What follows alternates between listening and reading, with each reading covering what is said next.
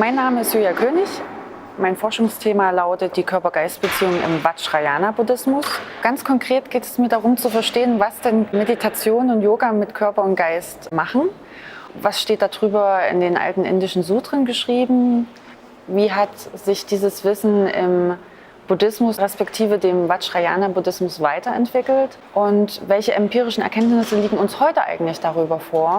Dazu lese ich zum einen natürlich Sekundär- und Primärliteratur, begebe mich aber auch ins Feld und interviewe buddhistische Würdenträger oder besuche Meditations- und Yoga-Retreats. Ganz wesentlich ist für mich zu verstehen, wie Mitgefühl funktioniert, und dafür müssen einfach auch hormonelle, neurologische oder auch entwicklungsbedingte Faktoren berücksichtigt werden.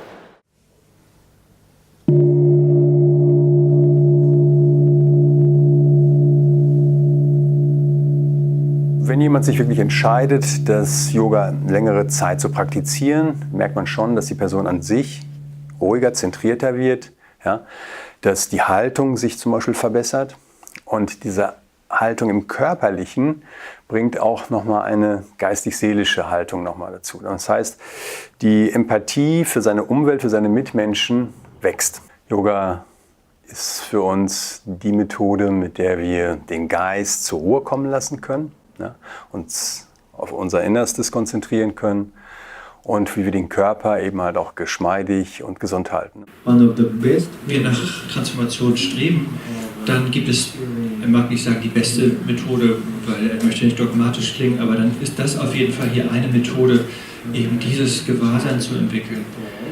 Innezuhalten, in diesem Gewahrsein ruhen und nicht regiert oder kontrolliert werden von unseren eigenen Emotionen und Gedanken.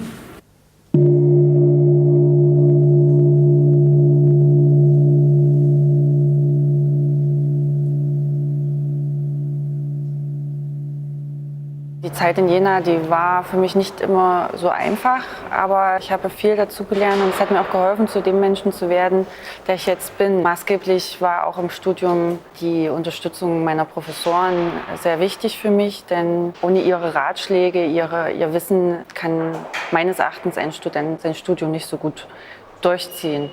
Und mich interessiert besonders diese Relation, also vom Hochgeistigen bis zu dem ganz physischen, körperlichen.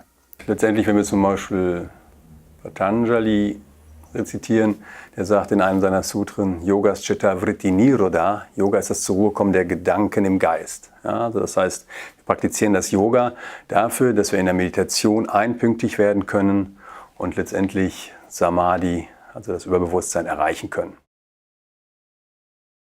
Und das Interessante dabei ist zu sehen, dass das für Angehörige dieser Religionen und dann auch spezifisch dieser Gruppierung als selbstverständlich erscheint.